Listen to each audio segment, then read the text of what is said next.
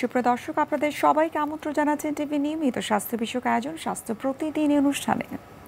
আপনারা তো নিশ্চয়ই জানেন যে আমরা প্রতিদিন কোনো না কোনো গুরুত্বপূর্ণ বিষয়গুলো নিয়েই কিন্তু আমাদের এই স্বাস্থ্য প্রতিদিন অনুষ্ঠানে আলোচনা করে থাকি। সেখানে থেকে স্বাস্থ্য বিষয়ক বিভিন্ন সমস্যা, তার চিকিৎসা কী হতে পারে, কি কি করণীয় এবং এই সমস্ত সমস্যাগুলোর সাথে আসলে জীবনযাত্রার পরিবর্তনটা কতটুকু গুরুত্বপূর্ণ, সেই বিষয়গুলো কিন্তু আমাদের আলোচনার মধ্যে থাকে। সুপ্রিয় দর্শক, আমি নুসরাত জাহান দীপা আজ আপনাদের সঙ্গে রয়েছি এবং আমাদের আজকের আলোচ্য বিষয় হচ্ছে চোখের ইনজুরি। চোখের ইনজুরি কিন্তু নানা কারণে হতে পারে, সেই বিষয়গুলো নিয়ে আজ আমরা আলোচনা করব এবং এই বিষয়বস্তু নিয়ে আলোচনা করতে আমাদের সঙ্গে আজ স্টুডিওতে উপস্থিত রয়েছেন একজন বিশেষজ্ঞ চিকিৎসক। অনুষ্ঠানের শুরুতেই চলুন দর্শক আমরা পরিচিত হয়ে নিই আমাদের সেই অতিথির সঙ্গে। ডাক্তার সায়েদুল হক 1963 সালের আগস্ট মাসে ময়মনসিংহ জেলায় জন্মগ্রহণ করেন। তিনি 1987 সালে সিলেট এম.এ.জি. ওসমানী মেডিকেল কলেজ থেকে এমবিবিএস ডিগ্রি অর্জন করেন। এরপর তিনি চিকিৎসা বিজ্ঞানে উচ্চতর এম.এস. এফ.সি.পি.এস. ডিগ্রি লাভ করেন। বর্তমানে তিনি আইডিয়াল আই কেয়ার সেন্টারে চক্ষু বিভাগের সহযোগী অধ্যাপক হিসেবে কর্মরত। স্যার, আপনাকে স্বাগত আমাদের আজকের অনুষ্ঠানে। ধন্যবাদ। চোখের ইনজুরিতে আসলে বিভিন্ন ধরনের হয়ে থাকে, সেটা অ্যাক্সিডেন্টাল কারণে হতে পারে অথবা অন্যান্য অনেক রিজন রয়েছে। আপনার কাছে এখন জানতে চাই যে চোখের আঘাত কীরকম হতে পারে বা এই বিষয়ে যদি আপনি কিছু বলতেন। চোখের আঘাত সাধারণত অ্যাক্সিডেন্টালি বেশি, দুর্ঘটনাবশতই বেশি। আর চোখটা তো খুব সফট, নরম। বডির আর কোনো অঙ্গ কিন্তু এমন না যে নরম কিন্তু বাইরে খোলা। ভিতরে অনেক অর্গান আছে নরম, কিন্তু বাইরে দিয়ে এটা কভার থাকে, কিন্তু চোখটা ওপেন। যেহেতু আমাকে দেখতে হবে সেই জন্য এটা ওপেনই আছে। তো এখন সমস্যা যেটা হয় যে খুব সহজেই কিন্তু চোখে যে কোনো বস্তু এসে পড়তে পারে। এখন ডেইলি কাজ করার সময়, খেলাধুলা করার সময়, কোনো রোড ট্রাফিক অ্যাক্সিডেন্টের সময়, যে কোনো সময় স্কোপটা থাকে। যেরকম শিশুরা খেলতেছে, একটা পেন্সিল অথবা যে কম্পাস এগুলো নিয়ে খেলতেছে, কাজ করতেছে, এটা টান দিল, হঠাৎ করে লেগে গেল। অথবা ওই সে ল্যাদ মেশিনে কাজ করতেছে, হাতের পাটালটা করতেছে, দেখলো তার পাথরের কণা এসে, অথবা একটা ইটের পার্টিকেল, একটা আয়রন পার্টিকেল। এটা হলো যে কোনো সময় লাগতে পারে। এগুলো হলো ছোটোখাটো দুর্ঘটনা। আচ্ছা, তো এখন কিছু আছে যে শার্প, তো শার্প কোনো বস্তু যদি হয় তাহলে এটা কিন্তু কেটে দিবে, আমরা যেটা বলি পেনিট্রেটিং বলি। আর একটা হয় যে যদি শার্প নাও হয়, যদি তার স্পিড বেশি থাকে, খুব দ্রুত বেগে আসে, তাহলে কিন্তু কম শার্প হলেও সে এটা ইনজুরি করবে, মানে পেনিট্রেটিং, যেটা কেটে দিবে, এরকম একটা ইনজুরি। যেরকম পিলেট সরাগুলিতে এটা তো আমরা দেখছি, যেটা একদম সোজাসুজি চোখের ভিতরে ঢুকে যাবে। আচ্ছা, তো এছাড়াও মানে রোড ট্রাফিক অ্যাক্সিডেন্টে একটা গ্লাস পার্টিকেল, বা আমরা অনেক সময় দেখেছি যে বাচ্চারা খেলাধুলা করতে করতে কিন্তু চোখে কিছু না কিছু ব্যথা পায়, সেটা শার্প পেন্সিল হতে পারে, কোনো খেলনা হতে পারে। বললাম যে পেন্সিল, কাটা কম্পাস, এগুলোতে হতে পারে। অথবা এমনি বাতাসে দেখেন যে একটা রাবার শিটের একটা কোনা, একটা কাগজ, একটা বাদামের খোসা, এগুলো আসতে পারে। এখন এইগুলা যত সূক্ষ্মই হোক, এগুলা কিছু কিছু ইনজুরি তো করেই, অন্ততকে মানে চামড়া উঠে যাওয়া, যেটা অ্যাব্রেশন বলি, এগুলো হইতে পারে। কিন্তু আমরা এইগুলার চেয়েও আমরা তটস্থ থাকি, ভয়ে থাকি যেগুলা ইনজুরি করে। এখন ইনজুরি করতে পারে যে একটু কাটলো কিন্তু চোখটা ইনটেক্ট আছে, অথবা ফুল থিকনেস কাটা, যেটা বলি আমরা পেনিট্রেটিং। আর যেগুলো খুব স্পিডে আসে, যেরকম পিলেট, একদিকে ঢুকলো আরেক দিকে বের হয়ে গেল, সেটা হতে পারে, যেটা পারফোরেটিং ইনজুরি হতে পারে। তো এই বিভিন্ন ধরনের ইনজুরি আমরা চোখে প্রতিনিয়তই আমরা পাই। আচ্ছা, তো আমি একটু সমসাময়িক বিষয়গুলো নিয়ে একটু আলোচনা করতে চাই। যে বর্তমানে এই যে বৈষম্য বিরোধী ছাত্র আন্দোলনটা চলে গেল, এখন তো নতুন সরকার এসছে। তো এই যে নতুন সরকার আগের যে মুহূর্তগুলোতে যে ছাত্র জনতার এই যে সংঘর্ষ হয়েছে বা বিভিন্ন পেশার মানুষদের মধ্যে যে সংঘর্ষগুলো হয়েছে, সেখানে কিন্তু অনেক মানুষদেরকে আমরা দেখেছি তারা চোখে ব্যথা পেয়েছে, ইনজিউর্ড হয়েছে। কারোর ক্ষেত্রে দেখা গেছে টিয়ার সেল নিক্ষেপ করা হয়েছে, তাদের চোখের কিছু ক্ষতি হয়েছে, অথবা বুলেট সেখানে গিয়েছে। সো এইসব ক্ষেত্রে আপনার কাছে একটু জানতে চাই, এই ধরনের যখন ইনসিডেন্টগুলো হয়ে থাকে প্রাথমিক অবস্থায়, আমি যদি স্পেসিফিক করে বলি যে টিয়ার গ্যাসটা যখন ছোড়া হয়, যখন চোখে লাগে, তখন প্রাথমিক অবস্থায় কি করা উচিত? টিয়ার গ্যাস যেটা, এটা তো একটা কেমিক্যাল, তো এটা কেমিক্যাল যদি আসে তখন আপনি ওয়াশ করবেন। এটা এত একটা বার্নিং সেন্সেশন হবে, আনপ্লেজেন্ট হবে, কিন্তু এটা চোখের ক্ষতি হয়ে যাবে সেটা না। আচ্ছা, এটা সাময়িক একটু অস্বস্তি হবে, অথবা একটু মানে লাল হলো, কনজাংটিভাইটিস হলো, সেটা আপনি ওয়াশ করার পরে যদি যান তাহলে হয়তো একটা অ্যান্টিবায়োটিক ড্রপ লাগবে অথবা একটা অ্যান্টিহিস্টামিন ড্রপ, এগুলো দিলে এটা রিলিফ হয়ে যাবে। কিন্তু সমস্যা হবে স্প্লিন্টার যদি এসে পড়ে। আচ্ছা, এই ইঞ্জুরির মধ্যে স্প্লিন্টার যেটা, এটা কিন্তু একদম বড় ধরনের ইঞ্জুরি করে। কর্নিয়া এবং সাদা যে অংশটা দেখা গেলো যে পুরো এই জিনিসটাই একদম কেটে গেল। আচ্ছা, আর এটা এত সফট একটা অর্গান, যদি একটু কাটাছিড়া হয় ভিতরে যে পানি, লেন্স, এগুলো বেরিয়ে আসে। আর একবার যদি এগুলা ভিতরে যেভাবে আছে তার থেকে যদি একটু ডিরেঞ্জ হয়, একটু এদিক সেদিক হয়, আচ্ছা, এটাকে তো আর প্রতিস্থাপন করা যাবে না। ভিতরে লেন্স আছে, এটা প্রতিস্থাপন করা যাবে না, এগুলা আর আগের শেপে নেওয়া যাবে না। তার মানে হলো এটা একটা অন্ধত্বের দিকে চলে যাবে। এক্ষেত্রে যারা আসলে ভুক্তভোগী রয়েছেন, যারা আসলে যে আপনি স্প্লিন্টারের কথা বললেন, তাদের আসলে যারা যখন ট্রিটমেন্ট শুরু করছেন, এক্ষেত্রে আপনি বলছেন যে অন্ধত্বের দিকে চলে যেতে পারে। এছাড়াও কি কোনো ট্রিটমেন্ট রয়েছে যেটি দ্বারা তারা তাদের চোখটাকে রক্ষা করতে পারেন? এখানে খুব জরুরি বিষয় যেটা, সেটা হলো স্প্লিন্টার। আমরা তো বললাম যে স্প্লিন্টার তো অনেক বড় একটা ইনজুরি করে দিবে। এখন এত স্পিডে আসে, সেটা ভিতরে সমস্ত কিছুকে মনে করে যে আমরা ঘুটা দেওয়া যেটা বলি, এরকম একটা হয়। এরকম যদি হয় তাহলে তো এটা খুব ভয়ানক একটা জিনিস, এটাকে আপনি খুব একটা কন্ট্রোল করতে পারবেন না। কিন্তু পিলেট যেটা আসে, পিলেটটা তো স্টেরাইল। পিলেটটা একটা সুবিধা হলো স্টেরাইল এবং এত রাউন্ড একটা জিনিস, এটা যেখান থেকে ঢুকে ওখানে একটা হোল করে, এ কিন্তু আশেপাশে খুব একটা ইঞ্জুরি করে না। আচ্ছা, এবং সে ইনফেকশনও করে না। এই পিলেট ইঞ্জুরি যেটা যেটা এই রিসেন্ট ঘটনায় প্রায় 800 মতো ছেলে মেয়ে ইনজুর্ড হয়েছে এইভাবে, এটা যদি আপনি সাথে সাথেই যদি একটু রিপেয়ার করে দিতে পারেন, সেলাই দিয়ে যদি মুখটা বন্ধ করে দিতে পারেন, তাহলে ভিতরে যদি পিলেট থাকেও সেই পিলেটটা নিষ্ক্রিয় থাকে। তো যদি একটা পিলেট ভিতরে নিষ্ক্রিয় থাকে, আপনি এই ওনটাকে সিল করে দিলেন এবং আস্তে ধীরে অ্যান্টিবায়োটিক অন্যান্য চিকিৎসার পরে এটা যদি সেটেল করে, তাহলে চোখ, প্রথমত চোখটা রক্ষা হবে, দ্বিতীয়ত বিষাণু রক্ষা হবে। আচ্ছা, সমস্যা হলো যদি আপনি তাৎক্ষণিকভাবে রিপেয়ারটা না করেন, সেলাই দিয়ে যদি বন্ধ না করেন, তাহলে এটা একটা হলো যে ইনজুরি তো করলোই, সেকেন্ড হলো ইনফেকশন।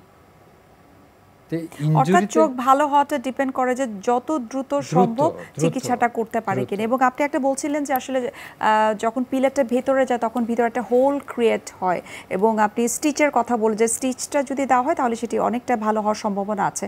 যদি কোনো কারণে স্টিচ না হয় এবং ভিতরে যে হোলটা হয়েছে সেখানে কি কোনো ইনফেকশন হতে পারে কিনা?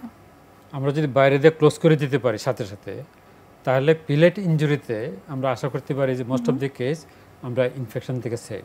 আচ্ছা, কিন্তু স্প্লিন্টার, তারপরে ওই যে ল্যাদ মেশিনের কাজটা যে করে রাখলো, আয়রন পার্টিকেল, উড পার্টিকেল, এইগুলোর ভয়াবহ দিক হলো যে এটা ইনফেকশন। আর চোখে ইনফেকশন মানে এটা অলমোস্ট মানে ভিশন থ্রেটেনিং, এটা অন্ধত্বের দিকে যাবে। তাহলে পিলেট ইনজুরিতে একটা সুযোগ আছে, যেটা হলো যদি আপনি 24 ঘন্টার মধ্যেই রিপেয়ারটা করে দেন। এখন একটা সমস্যা হলো আমাদের এই সারা বাংলাদেশেই চোখের ইমার্জেন্সি কিন্তু সব মেডিকেল কলেজে নাই, বিশেষ করে প্রাইভেট মেডিকেল কলেজে। সমস্ত জেনারেল হাসপাতালে কিন্তু চোখের অ্যারেঞ্জমেন্ট নাই। এখন দেখা যায় যে এই ইয়ের মধ্যেই একটা কেস, প্রথম সে একটা মেডিকেল কলেজে গেছে, ওখানে চোখের অ্যারেঞ্জমেন্ট নাই। তারপরে গেছে একটা প্রাইভেট হাসপাতালে, চোখের হাসপাতালে, ওখানে তারা ভয়ে কেসটা নাই, তারপরে আসছে আমার কাছে। এবং অধিকাংশ ক্ষেত্রে কিন্তু এই ঘটনাগুলোই কিন্তু হয়েছে, তারা যথাযথ জায়গায় যেয়ে কিন্তু প্রপার ট্রিটমেন্টটা কিন্তু তারা পায়নি। একটা হলো যে প্রথমত সে জানেন না যে কোন জায়গায় এই চিকিৎসাটা হবে। এই জন্যই বলি যে চোখের যদি ইনজুরি হয়, যে সমস্ত প্রতিষ্ঠানে ইমার্জেন্সি ডিপার্টমেন্ট আছে ওইগুলাতে এটার ব্যবস্থা থাকবে। যেমন ঢাকা মেডিকেলে আছে, জাতীয় চক্ষু বিজ্ঞানী আছে, ইসলামী হাসপাতাল আছে, লায়ন্স হাসপাতাল আছে, এই সমস্ত চোখের হাসপাতাল যেগুলা, এগুলাতে। আর মেডিকেল কলেজ পুরানো যেগুলো, এগুলাতে আছে, নতুনগুলাতে একটু স্কারসিটি আছে। তারপরেও মেডিকেল কলেজ, এরপরে জেনারেল হাসপাতালে আপনি কিন্তু এই সার্ভিসটা পাবেন না। আচ্ছা, এখন অনেকে মনে করতেছে যে আমি আশেপাশে যে হাসপাতালে যাই, অর্থাৎ হসপিটাল মানে সব ধরনের সার্ভিস পাওয়া যাবে, তো সেই জন্য ওখানে একটা টাইম লস হয়ে যাচ্ছে তার। তো এটা সবারই খেয়াল রাখতে হবে যে চোখের ইমার্জেন্সি মানে চোখের ইমার্জেন্সি আছে এমন সমস্ত হাসপাতালে যেতে হবে, তাহলে সময়টা সেভ হবে। জি, স্যার আমরা বৈষম্য বিরোধী ছাত্র আন্দোলনে যারা আসলে চোখের ক্ষতি যাদের হয়েছে, চোখ যাদের ইনজিওর্ড হয়েছে, তাদেরকে নিয়ে আমরা একটু জানতে চাচ্ছি যে যারা টিয়ার সেলে আক্রান্ত হয়েছে, টিয়ার সেল যখন চোখে লাগে তখন দেখা যায় যে তারা ক্রমাগত পানি দিয়ে চোখ ধুতে থাকে, কিন্তু যতটুকু আমি জানি যে আসলে বা অনেকেই হয়তো জানে এই পানিটুকুর মধ্যে যে গ্যাসটা থাকে সেটা যখন গায়ে পড়ে, যেহেতু এটা একটা কেমিক্যাল, সেখানেও কিন্তু বডির অন্যান্য পার্টে ক্ষতি হতে পারে।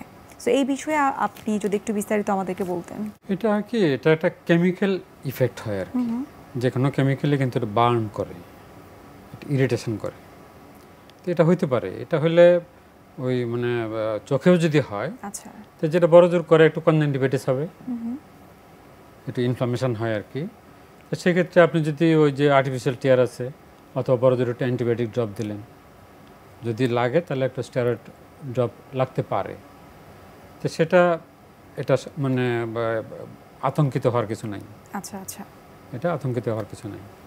যেটা অ্যাড্রেস যেটা করতে হবে, যেটা খেয়াল রাখতে হবে, সেটা হলো যে যারা এই যে পিলেট ইনজুরি কেসগুলাই, এখন হয়তো তার মোটামুটি ভালো অথবা তার দৃষ্টি নাই।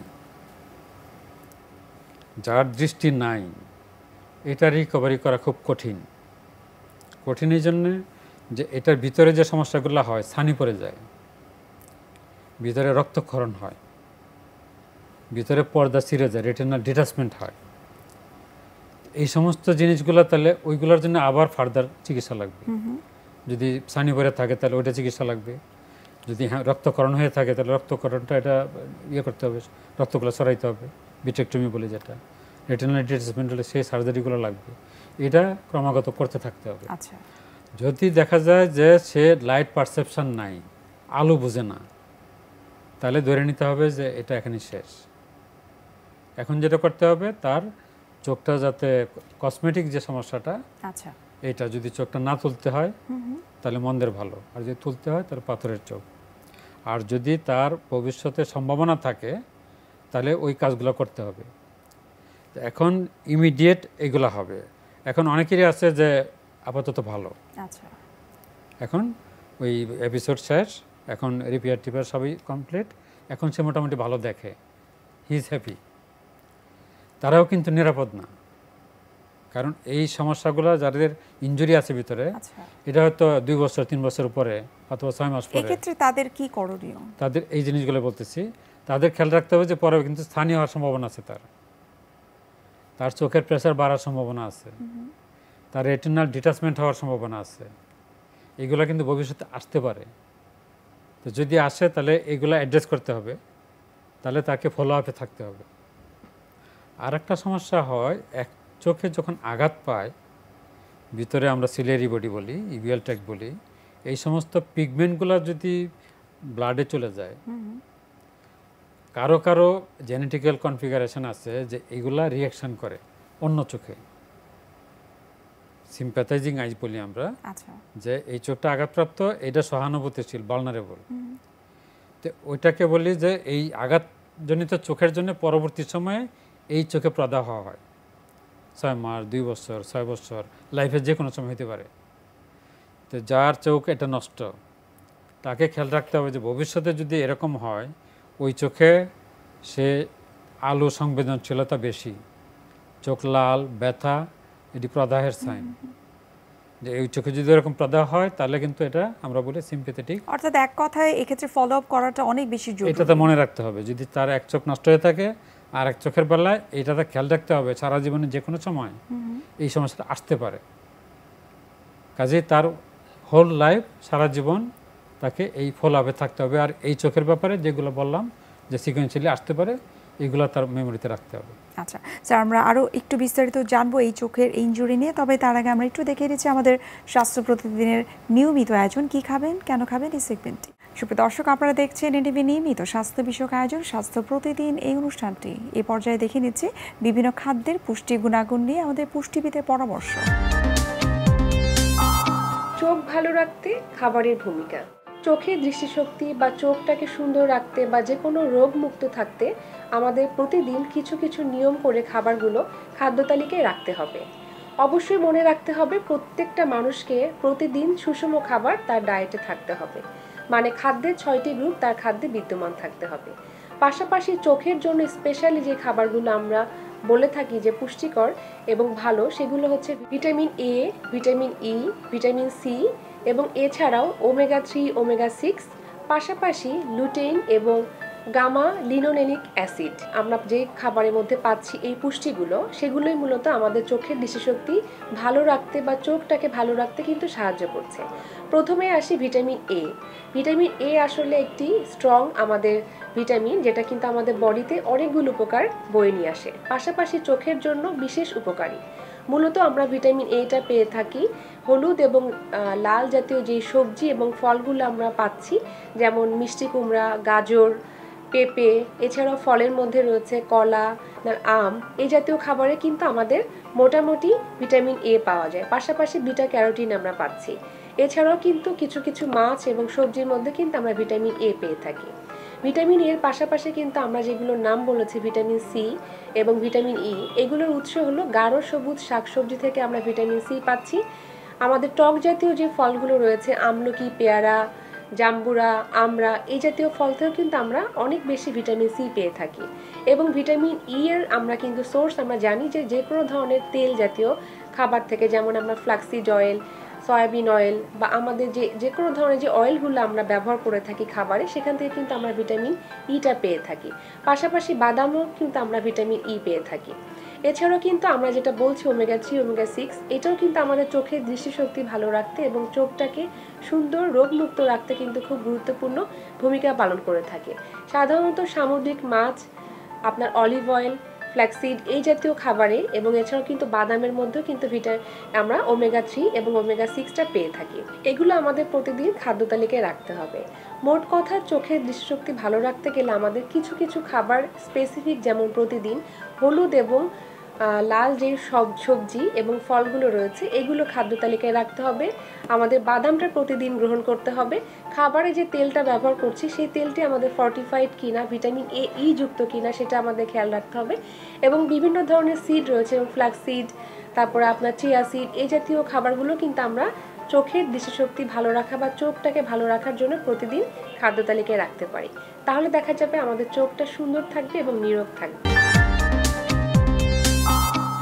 স্যার, আপনি চোখের ইনজুরি নিয়ে অনেক গুরুত্বপূর্ণ কিছু তথ্য আমাদেরকে বললেন, এবং রিসেন্টলি যে ছাত্র বৈষম্য বিরোধী যে আন্দোলনটি হলো, সেখানে যারা যারা আসলে আক্রান্ত হয়েছে তাদের ক্ষেত্রেও আপনি বলেছেন যে অনেক পরামর্শ, যে তাদেরকে একটু ফলো আপে থাকা উচিত। এখন আপনার কাছে জানতে চাই, খুব সাধারণ কোনো কারণে যখন আমাদের চোখটা আঘাতপ্রাপ্ত হয়, সেক্ষেত্রে এটাকে প্রতিরোধ করার আসলে উপায়টা কি?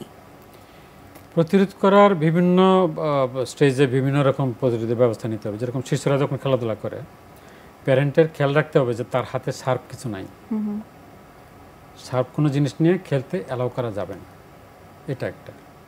তারপরে যারা লেদ মেশিনে কাজ করে, ওই লেবার গ্রুপ যারা, তাদের সবসময় কিন্তু একটা চশমা, গ্লাস ইয়েতে রাখে, প্রোটেক্টিভ হেলমেটের মতো যেরকম থাকে প্রোটেক্টিভ গ্লাস থাকে, এরকম একটা গ্লাস পরে তাদেরকে কাজ করতে হবে। আর যেটা হয় রোড ট্রাফিক অ্যাক্সিডেন্টে, এটা তো তেমন কিছু করার নাই, ওখানে শুধু করতে হবে যাতে র্যাপিড দ্রুত সে যেন চিকিৎসাটা নেই, তাহলে তার ভিশন বা চোখের কনফিগারেশন এগুলো সেভ করা সম্ভব। স্যার, আপনাকে অসংখ্য ধন্যবাদ এবং শুভকামনা এনটিভির পক্ষ থেকে। ধন্যবাদ। সুপ্রিয় দর্শক, এতক্ষণ আপনারা দেখছিলেন এনটিভির নিয়মিত স্বাস্থ্য বিষয়ক আয়োজন স্বাস্থ্য প্রতিদিন, এই অনুষ্ঠানটি। আজ আমরা কথা বলছিলাম চোখের ইনজুরি নিয়ে। প্রিয় দর্শক, এই পর্যায়ে আমরা দেখে নিচ্ছি আমাদের আগামী পর্বে কি থাকছে। একটা সময় ছিল মেয়েদের খুব অল্প বয়সে বিয়ে হয়ে যেত, বা একটা সময় ছিল যখন প্রপার টাইম যেটাকে আমরা বলি 18, 20 বা 22-এ বিয়ে হয়ে যেত। বাট এখন আমরা লেট প্রেগনেন্সি বা অধিক বয়সে প্রেগনেন্সি বলতে যেটা বুঝি, মানে যেটাকে অ্যাড্রেস করি যে 35-এর পর যে প্রেগনেন্সিটা হয় সেটাকেই মূলত আমরা বুঝি। বাট 30 থেকে 35ও কিন্তু একটা ডেঞ্জার জোন, এটাকেও অধিক বয়সে প্রেগনেন্সি বলা যায়। বিশ্বের যে কোনো প্রান্ত থেকে যে কোনো সময় এনটিভির জনপ্রিয় অনুষ্ঠান স্বাস্থ্য প্রতিদিন দেখতে আপনারা ভিজিট করতে পারেন আমাদের পূর্ণাঙ্গ পোর্টাল www.ntvbd.com-এ। এছাড়াও এনটিভির বিভিন্ন জনপ্রিয় অনুষ্ঠান এবং নিউজ আপডেট পেতে আপনারা ভিজিট করতে পারেন আমাদের ইউটিউব চ্যানেল এবং ভেরিফাইড ফেসবুক পেজে। সুপ্রিয় দর্শক, আজ এখানেই শেষ করতে হচ্ছে। দেখা হবে আবারও আপনাদের সঙ্গে। সে পর্যন্ত আপনারা ভালো থাকুন, সুস্থ থাকুন এবং সব সময় এনটিভির সঙ্গেই থাকুন।